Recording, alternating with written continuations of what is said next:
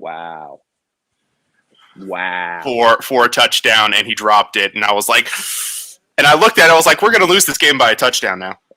We're going to lose this game by a touchdown now, and sure enough. No, but where'd we end?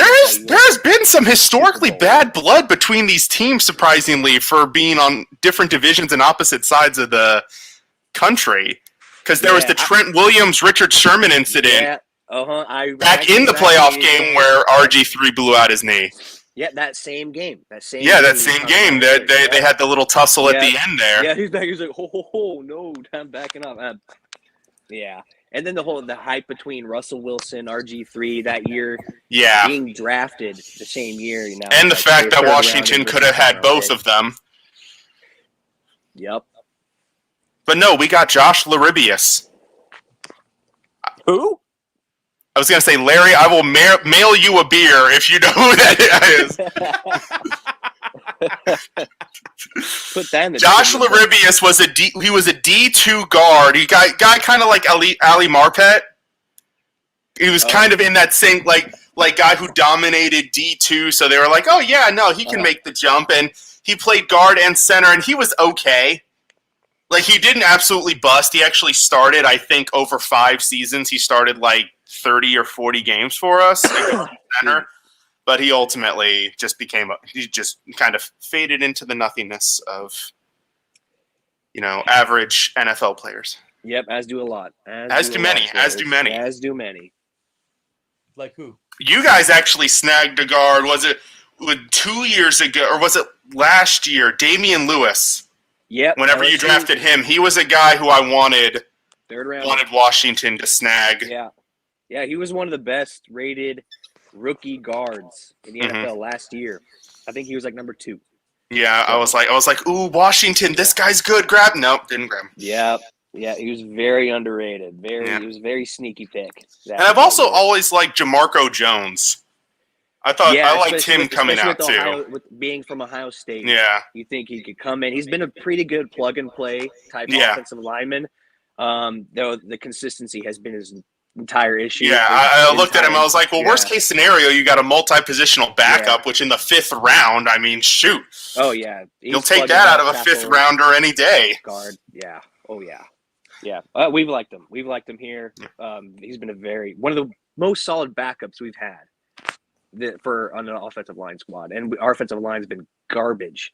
Yeah, and especially now in these 17-game seasons, you need those good backups that you can plug in.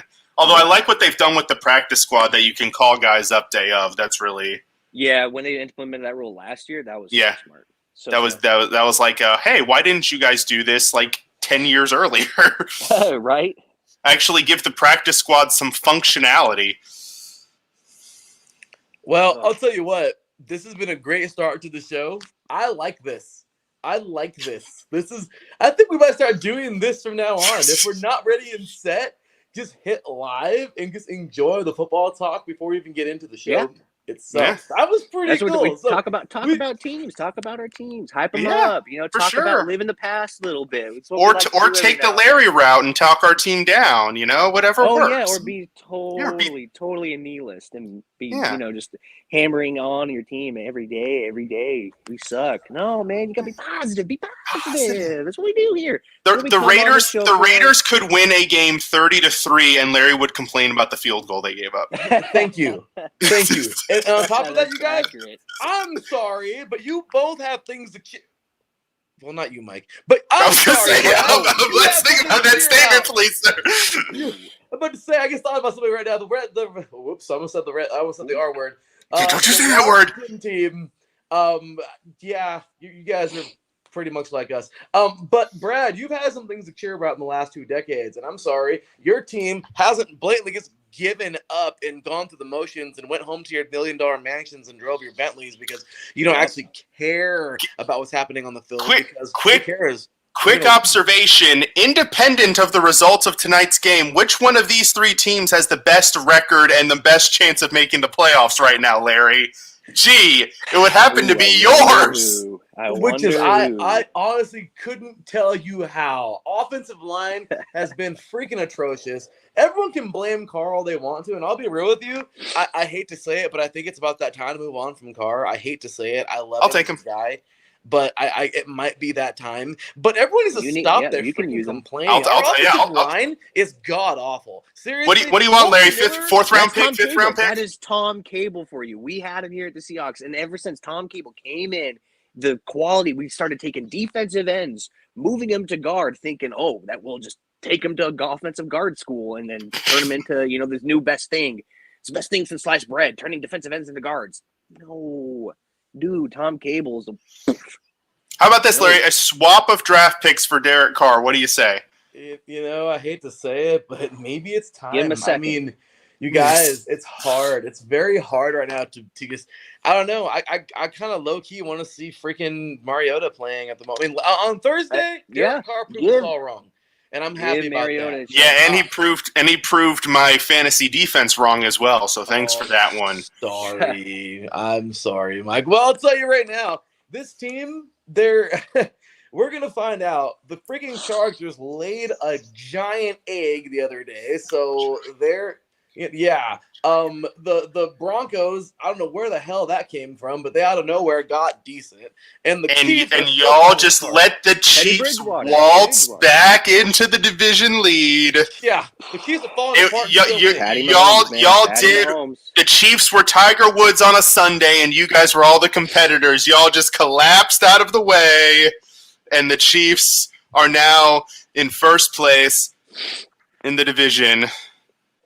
It is the truth. Well, sad to say, but all right, y'all. Ladies and gentlemen, 6 minutes and 49 seconds into the freaking broadcast. Let's actually start the show. I like this. I'm gonna do this from now on.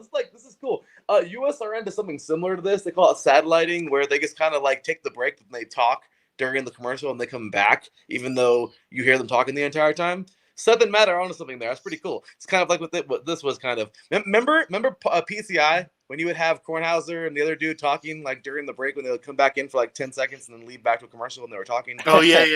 It's kind of like what this is, just a bit way bigger. So way more. But anyway. Like it wasn't a doctor, it was my wife. That kind of whole spiel.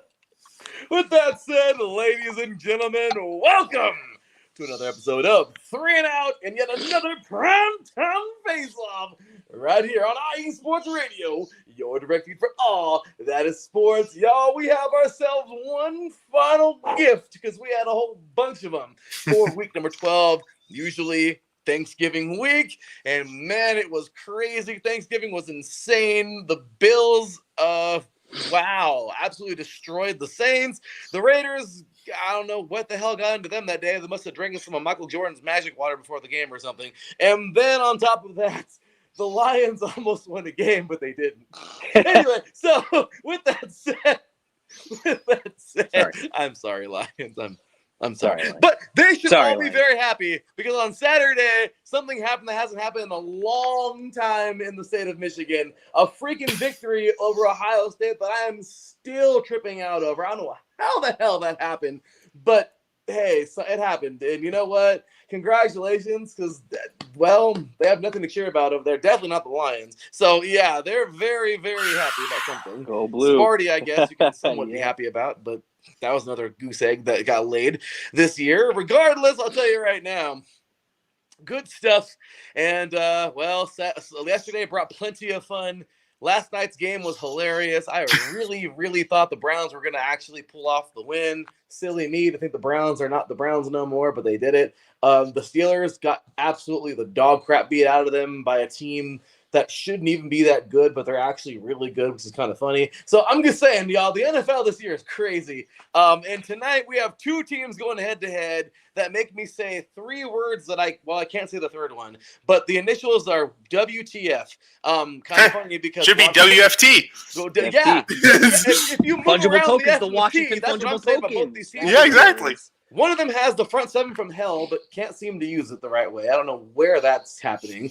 And the quarterback play, don't talk about it. And, well, there's a lot going on there that I can't explain. And the other team just makes me hurt in my head in ways I never thought I could hurt in my head. Not even the Raiders don't even frustrate me like this, because the Raiders, I at least know we suck. The other team is actually good, but they're not playing good. I don't understand it, but tonight we're gonna talk all about these teams here tonight as we get ready and to rock and NFL roll. therapy going on here. What was that? There's some NFL therapy for your Raiders there, Larry, I think, because you got some grievances against them, but they're winning. I don't know what. Still horrible. 2 decades, Still horrible. Guys. 2 decades of winning. trash. They're I will terrible. hate them. I will hate this team until we get to the AFC Championship. That's all there is to it. So, good evening. Thank you very much, everybody, for tuning in tonight. Big ups and appreciate you so very much, all of you, for tuning in. Everyone doesn't like Tom Cable, apparently. The Chargers struggle on the road in Denver. Tom Cable is trash. They've only won once of the past 8 trips to Denver and twice out of the last 11 to Denver. Pain.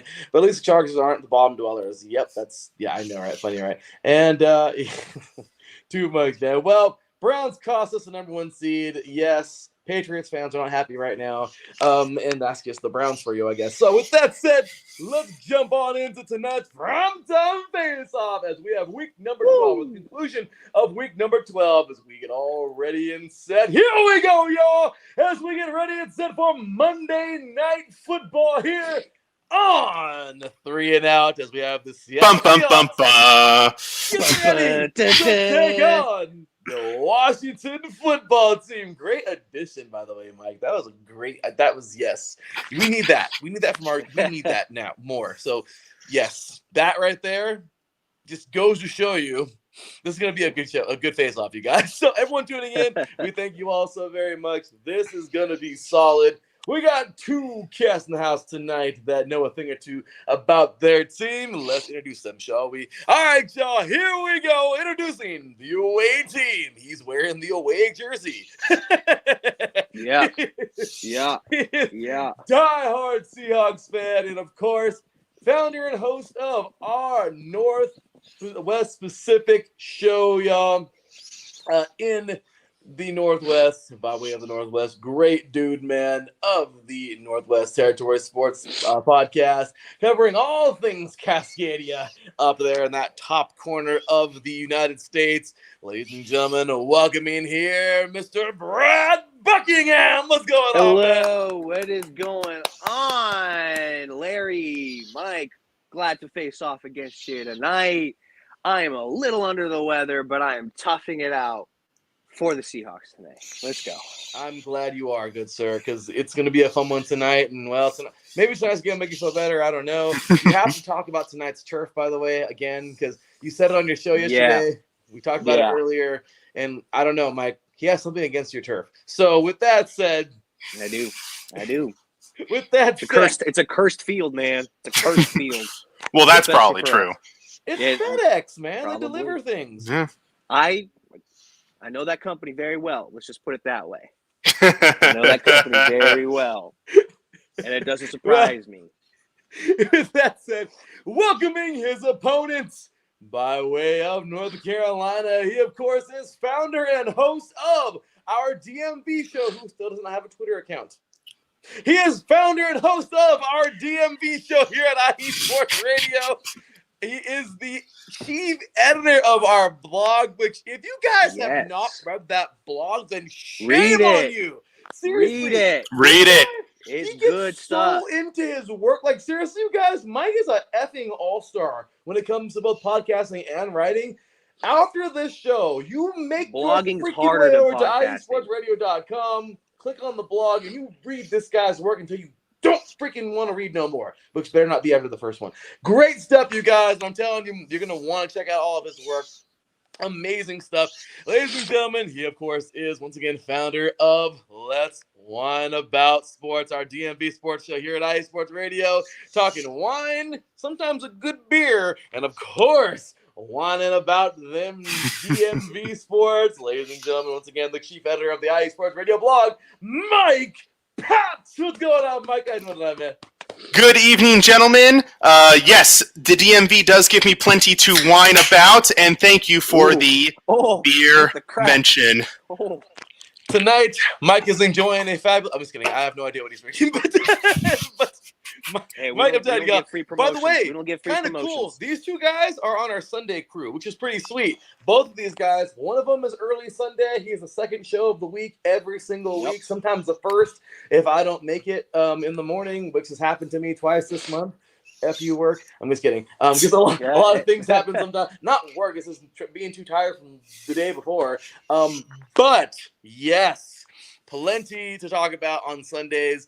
Make sure you catch Brad Buckingham, of course, on the Northwest Territory Sports Podcast, 11 a.m. Pacific Time, 2 p.m. Eastern. And, of course, Mr. Mike Patt coming on later on that night. It's 9 p.m. Eastern, 6 p.m. Pacific Time. Got to show love, man. Great stuff, as always. Great to have these two here tonight, and it's time to battle. So before we do that, let's go ahead and jump on into our sponsors. A big shout-out and thank you to the Southern California Warriors, of course. Follow them at SoCal Warriors on Twitter. Big ups, man. Great season this year. And looking forward to another one next year. And, of course, hats off to Background Check International, www.bcint.com. Once again, this is at www.bcint.com. Mr. Kit Freeman's the man. Let him do all your professional background checks for you. No nonsense professionalism. Thank you, Kit. So, good stuff there. Great guy and does all your professional business background checks for you. With that said, let's jump on to tonight's face-off because it's going to be a fun one. If you haven't already, jump on over to this one right here, to this little Twitter handle at 3&Out IESR right there. Make your vote for who you think is going to win tonight's game. And this guy right here actually has tonight's debate. A Patriot fan. Let's go. Of course, grading tonight's bout. We are officially 100% now adopting the system of points. So rating of 1 through 10, slightly like boxing, of course. Through every round. We got 3 rounds tonight. We're scheduled for 3 rounds. The X Factor round, the Fire round, and the Lightning round. Let's get to it, y'all. Starting us off, ding, ding, ding, X Factors. All right, you are the away team, Brad. Give it to us, man. Yes, X Factors I am. for tonight's game and why? Okay, X Factor number 1, Bobby Wagner, middle linebacker. You know him, you love him because he's the best in the league. Still, and I believe that, and they're going to need him to be the best tonight. Why? Because Washington likes to run the football. They love running it. They are 10th in rushing yards per game. That's pretty good. So Bobby Wagner's going to need to step up. He's going to need to sniff out the right gap on the offensive line to stop Antonio Gibson or Heineke if he likes to hold it. He likes to hold the ball. If the pocket gets a little too crappy, take off. So Bobby Wagner is going to need to be that leader today on where to stop the run. Solid. Wagner, a product of Southern California right here. Went to Rancho Cucamonga High School, so he's not too far from where I grew up, and the guy is a freaking beast. So good stuff there. Mr. Mike Patt, how about your X Factors for tonight's game? Well, so I've got 2 on offense and 1 on defense for the Washington football team. The 2 on offense, they kind of work together. It's running back J.D. McKissick and tight end Logan Thomas. Why? Because, yes, you know J.D. McKissick. Thank you, by the way. Very well. Because everybody knows that the number 1 target in Washington's offense is, or at least in the passing game, is Terry McLaurin. He leads the team in targets by a lot. He leads the team in yards by a lot. He leads the team in touchdowns by a lot. Everybody knows this, including the Seahawks. It's not a mystery. So I have a feeling Scary Terry's going to be seeing a lot of extra attention, which means Heineke's going to need those safety valves. He's going to need those guys that, if Terry gets doubled on the outside, if he gets taken away by Quandre Diggs or, whoever, DJ Reed, whoever they end up covering him, whatever the combination of guys end up being, he's going to need those fallback options, and McKissick is going to be the guy on those third downs. Third and short, third and medium. He's going to be the guy out of the backfield. We need 5 or 6 yards. It's going to him, and he's going to need to make some guys miss. Seattle's got a fast, athletic group of linebackers: Jordan Brooks, Bobby Wagner. We need to try. These are the guys that we need to beat in order to be successful. And Logan Thomas, coming off of IR, short-term IR, making sure he's coming back. Hey, let me just throw some straight numbers out there. Bobby Wagner, for all he is fantastic. I agree. Best middle linebacker of the league is 6'1"-ish, we'll call it. Down there, yeah. You know, Quandre Diggs, safety is 5'9". Jamal Adams, safety is 5'11". Logan Thomas, 6'6". There's a nice big height advantage there, so that's something. If he's fully 100%, if he can go, that's going to be the key, is getting him the ball and hoping to take advantage of the potential matchup nightmares across the field. And on defense, it's Jack Del Rio, defensive coordinator. This team has suffered a lot of injuries on the defensive side of the ball. It's a young group. It's been kind of a discombobulated group so far this year. He needs to come up with a plan to make sure that we are not beat constantly by Russell Wilson, by DK Metcalf, by Tyler Lockett. This team has weapons. Even running back Alex Collins, pretty darn good running back there as well. They need to come up with a plan to make sure that these guys don't make our night miserable. We're not going to be able to stop them completely because they're great players, but we need to minimize their impact, and that's going to come down to how Rio schemes it and how he puts his players in the best position to succeed, particularly the young guys like linebacker Jamin Davis and safety Cameron Curl. Man! Golly, you have more Love to say. He's good. Wow, great facts stated. Wonderful job there. So good stuff starting us off, gentlemen. Let's keep it going into the fire round. Mr. Brad Buckingham, what you got for us, brother? What are your weaknesses on the Washington football team that the Seahawks can expose tonight to win? All right, it's definitely this Washington defense, okay? They are 26 points allowed this year. They like to give up points. So if we are going to beat them, it is going to be offensively. Russell Wilson is going to lead the way, attacking this defense up down the field. If we can just control the ball. We can just control the ball. Keep their defense on the field. Victory. It's victory straight up. This defense is not good enough to sustain against an elite quarterback like Russell Wilson, like elite weapons against DK Metcalf and Tyler Lockett. Let's not forget Gerald Everett, an elite tight end. In my opinion, they do not utilize him enough. He's a monster of a tight end. We can just get him going against this defense and with some subpar players, in my opinion, except for Cameron Curl. Love that guy. Yeah, he's a great underrated player in this league. Excuse me 1 second. Okay. Again, under the weather. But yes, we can exploit this defense and their weaknesses. Let Russell Wilson control this game. Seahawks got it bad. Amazing start there, Brad. I love it. Well, Mike, go ahead and comment on Brad if you'd like. And then, of course, what are your weaknesses on the Seahawks that you feel the Washington football team can expose to win tonight at home? Well, I just wish we didn't make it so easy for him to come up with an answer to that question, because, I mean, the numbers don't lie. I mean, this defense has well underachieved so far this year. And while I think that there are more, at least average to above average players than he may suggest, they certainly have not been showing it to date. Guys like the linebacking core, like the defensive line, had been playing great. And it doesn't help that our top two edge rushers, Montez Sweat and Chase Young, are both hurt. So, I mean, that's not going to help the cause either. Yep, that's why. That's just not going to help us at all. But that's why Jack Del Rio's an X Factor. He needs to figure out how to fix that. Agreed. Yep. But yes. So my weakness for Seattle isn't all that different to what Brandon said. I'm going to say the defense, and more particularly, I got to lean on the pass coverage.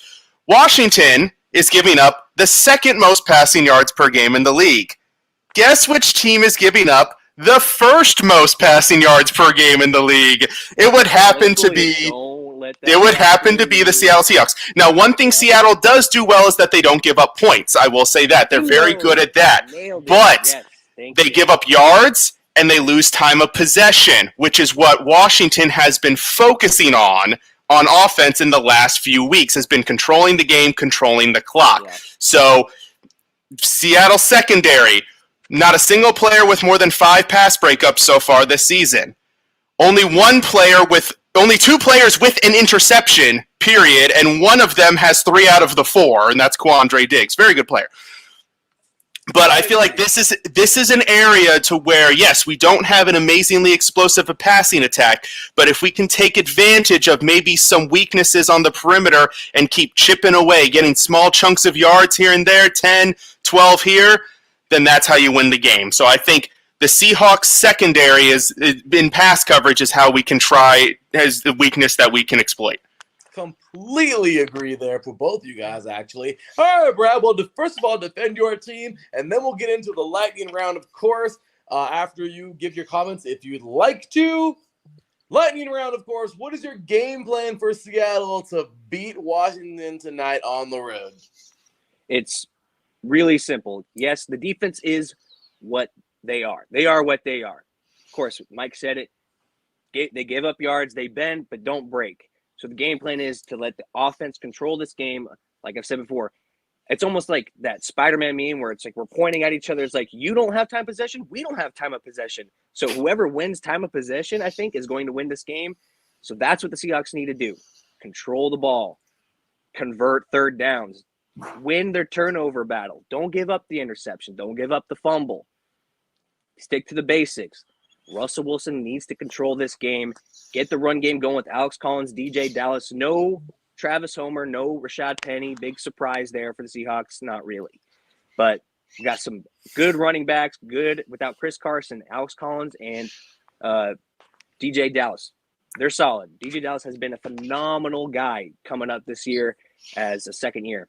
He's been really showing up, and it's going to be on them. It's going to be on the offense today. All righty, well, there you have it. Good stuff there. To end it off for us, Mike, what you got, man?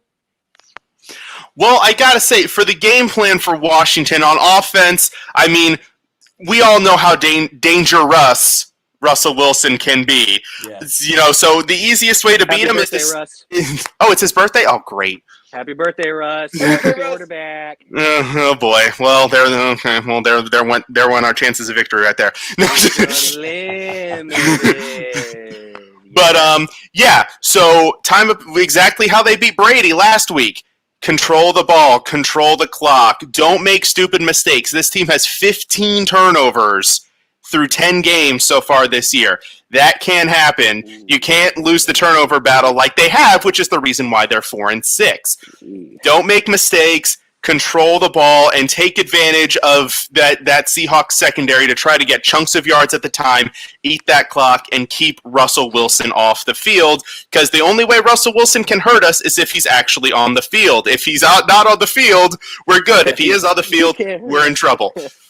But on defense, the key is going to be the game plan that Del Rio comes up to make up for some of the weaknesses that we've got on defense, and trying to keep Russell Wilson contained. We've got very good interior defensive players that can collapse the pocket. So if we can find some ways to keep him contained to where he's not scrambling wide open to the sideline and Tyler Lockett comes cutting back for a 15-yard gain, then we've got a shot. But keeping him contained and trapped in the pocket where he can't use those legs, which is not his greatest weapon, but it's certainly one of the big ones to get free and find Lockett and Metcalf. Yep, not afraid to use them.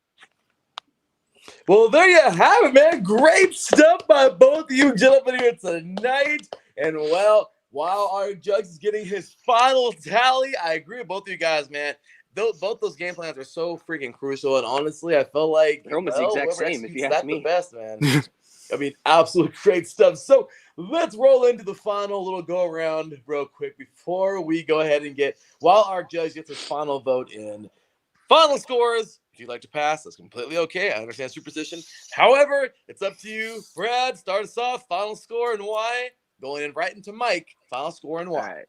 It's 2 factors. It's Primetime and it's the Seahawks. It will never not be a normal score. So let's get that out of the way. So let's throw out 27-19 Seattle.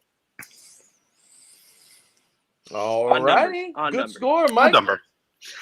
Well, to be honest, coming into the season, this was not a game I would have expected us to do very well in. I expected Washington to be so-so, and I expected Seattle to be very good, but here Seattle hasn't gotten into their rhythm yet, and Washington, they got a home game. They've got, a little bit of momentum having won a couple in a row, and I love watching Tyler Heineke play. Like, he just brings so much energy to the field. I don't know if he's our guy or not, but man, he's at least fun to watch at minimum. I think there was one play last week he ran for a first down in the Bucs, and he got up and he was like yelling and doing the first down motion with his arm, just like completely losing his mind on the field. But it's a lot more favorable than I thought it was coming into this season. I do think Washington has a pretty good chance here. Being at home gives them a nice advantage. I'm going to go with an equally odd score. I'm going to say 26-23 Washington. That sounds pretty. That's like a normal score. I'm glad you think this is going to be normal. It will not be normal. I'm going to warn you. I'm not going to get your hopes up. This will not be a normal game. What's normal about 26-23? That's pretty normal. It's by a field goal. It's a margin of a field goal. Oh, okay, fine. What do you want? Fine, 26-22. How about that? Yes. There you go, 26-22. Chaos football. I love it.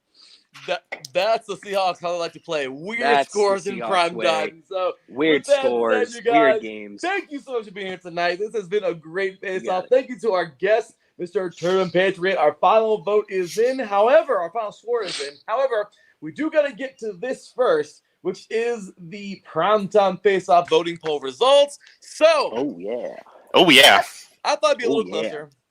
However, it is what it is. So, ladies and gentlemen, with 67% of the votes, the listeners are going with.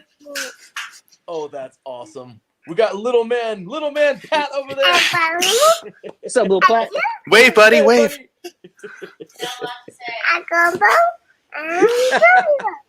Just remember who you're voting for, people. That's all. There we go. That's not fair. Brad, look, that's not fair. That's not fair. Turban's changing his numbers right now. He's So, with that said, I'm sick. I'm dying. Vote for me. Please, I'm dying. The desert is harsh. Come on, It's harsh come on my on. Pacific I Northwest love it. body. I love it. And another guest appearance by both. You're too much, Brad. He's just having a good time with it. So thank you very much, of course. The guest appearance, Mike Patt's son, of course, pretty awesome. He was a part of 3-and-Out history because he was actually born midway through the season, which is pretty awesome. A couple of years ago. Yes, he was. Which is pretty awesome. And of course, Mrs. Patt, who likes to make appearances on on Let's Wine About Sports. Only when I'm drinking Moscato. Only When I'm drinking Moscato. That's the only time. Actually, it's a lie. I did some seltzers about 3 months ago. She was on for those as well, but freaking crap. Nice. Good old Mike Pat, man. I'm telling you, great stuff all the way around. 2 great shows here, man. 2 great guys. And, well, with 67% of the votes, you, the listeners, tonight for the game, not the debate, are taking the Seattle Seahawks to win this thing tonight on the road. I mean, wow, that's okay. Hey, it's Russell's birthday. Come on. Oh, this would be closer than that, birthday. But good stuff there. Now for the debate. Turban. This is where it matters. Yes, exactly. This is where it matters. Let's get into these final 3 scores here. So, Turban Patriot will go ahead and grade this fight. Final score for the X Factor round. 10-6. 10-6, you guys. This means that one blew one out of the water, apparently, in the X Factors. That guy. Ladies and gentlemen, Turban Patriot will score the X Factor round 10-6 in favor of Mike Patt. Yeah. Round 1. Thank you, sir. In round 2, the fire round was a tie, as Turban will grade it 9-9, which makes it, 19-15, I believe, for these two. which means that Mike had to completely fall apart in the last round, and Brad had to really make it happen in the last one. Regardless, Turbin will grade it also 9-9, a tie. All in favor for tonight's champ, Mike Patt, 28-24. Awesome Well stuff. deserved. Well deserved. Oh, Wait, I got this. I got this. Oh yeah. Do it. Mike Patt's busting up the old Stone Cold Steve Austin. I want to see that every time. Wow, That was worth it. That was worth the L. I'll take the L. Way to go, Mike. We got a free Respect, beer chug brother. tonight, ladies and gentlemen. Woo! What a freaking face-off that was. Hey, just 4 points separated these guys tonight. Mike Patt says, great job tonight by both. Yes, awesome stuff here. So, Mike Patt, what you think, man? How do you like that score? I mean, Brad made some great points. I actually would have thought it would be closer than that, because I think we've had some face-offs determined by only a couple of points in previous weeks, and I thought it was going to be one of those. I thought he did well overall, but I mean, I'll take the victory. I think I'm still leaning towards preference that we win on the field, but I'll take my victory. Let me just drown in my tissues. This is why I lost. So you see me ducking, it's because I can't speak without dripping Nikes out of my nose. All right, I'll take the L. Jeez. Give me some break. I toughed it out. By the way, next year. I'll take the L. Next year. This is going to be pretty fun. So, I was thinking about this earlier. This is always a fun thing to do, but at the end of the year, it's basically just, well, whatever, I guess, when it comes down to primetime face-offs, of course, in regular season. So next year, now that we have the point system all intact, get ready, everybody. Next season is going to be a lot of fun. We're going to start using the point system and keeping score of points for all of you collected during the regular season. Mm-hmm. There will actually be a playoff for you guys who enter, of course, regardless of your team not making it.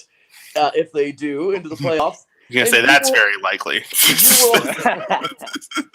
You will, of course, jump on in to that final during the regular season. Now, every year with these points, there will be a playoff, depending on if we do it in the last couple weeks or not. However, I will be doing special primetime face-offs that are not primetime, so that way your team is guaranteed to play. And just like Final Fantasy, just like fantasy football. I know. Just like fantasy football, we'll have our Week 17 champ, or Week 18 now, if you will, and we'll have those two duke it out actually for the marbles next year. So believe it or not, this year we're actually keeping regular record, and we're gonna start with points. Next year, you guys, we're gonna start the system where we actually have a 3-and-out champion at the end of the year. Wow. That's all right. That's sweet. Let's do it. So yeah, we're gonna really have some fun with this, gosh damn it, because this show is too fun to not do crap like that. I'm sorry. Oh yeah, for sure. Yeah. You guys, the crap, the things we have. Patty writing poems and singing songs for the Bills. We have Kylo making a gumbo out of the Saints. We have Mike Patt chugging beers on the show. I mean, my goodness. I love it, you guys. So can't get this entertainment anywhere else. I appreciate you both. Mr. Mike Patt, you are the winner tonight. So, brother, where can they find you? Right there. At Mike Patt 91. On Twitter, that's my main social media outlet. Also, of course, come over, check out IE Sports Radio blog.wordpress.com for all of our awesome blog posts. We just had a recent one about my absolutely amazing, perfectly accurate preseason predictions. That were lied. That was a terrible lie. But Seahawks were one of the teams I got wrong. Fun fact.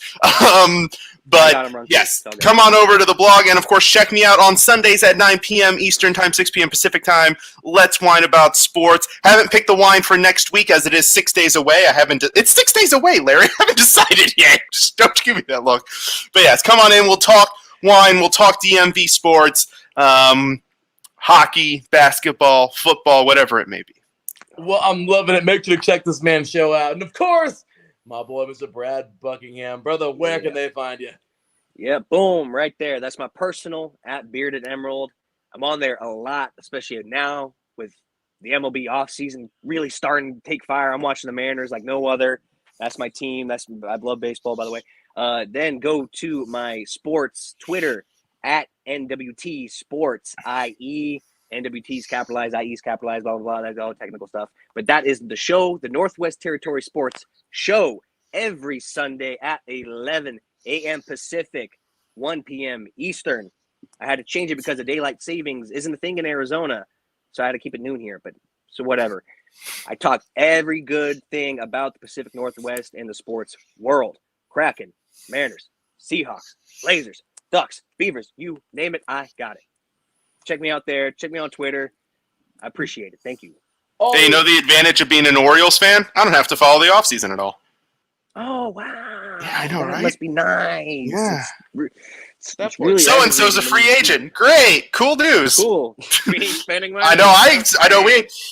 I saw a really disturbing fact that Hey, Max. you got Cedric Mullins, dude. Yeah, and we're gonna trade him in 2 years. Don't worry about it. You want him? I'll start collecting prospects. We'll take him. I'll take him. I love him. But no, with Max Scherzer's estimated salary based on his deal with the Mets, it's going to be $6 million higher than Baltimore's payroll. Get this. Okay, sorry. Payroll. Max Scherzer, $43 million. Orioles, 22.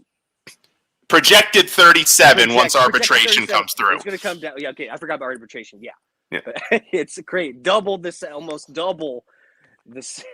Yeah. Anyways, this is football. We're not football. Football. All I know is we're having a great time. What a freaking great show. Mr. Mike Patt, Mr. Brad Buckingham, you guys are amazing. Thank you so much for being on tonight's show, man. Take care. Enjoy tonight's game. God bless your families. Have a wonderful rest of your evening. I'll have you guys back on very soon, y'all. Take care. See ya. All right, you guys. Well, make sure to stick around. My final weigh-in's coming up right around. And, well, let me just tell you, I want tonight to be a good game. But is it? We're going to find out. Overall, quick and dirty, if we get a high-scoring game, I'll be very surprised.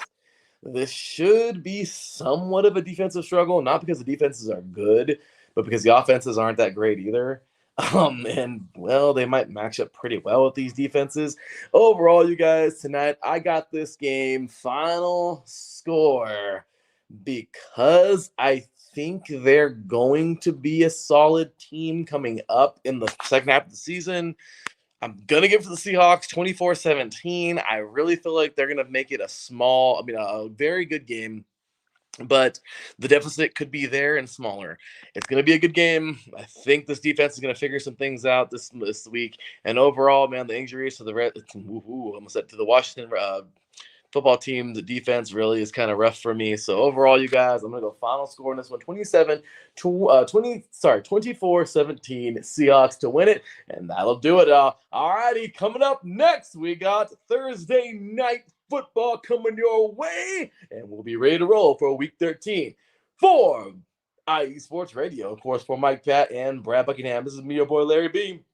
Make sure to follow our sponsors, of course, at SoCal Warriors on Twitter, Background Check International, www.thecint.com. Kit Furman's a great guy, professional background checks only, nothing illegal, great stuff. And of course, you can follow me, your boy Larry B at the THE_B53. We will see you on Thursday night. Until then, take care, and as always, God bless.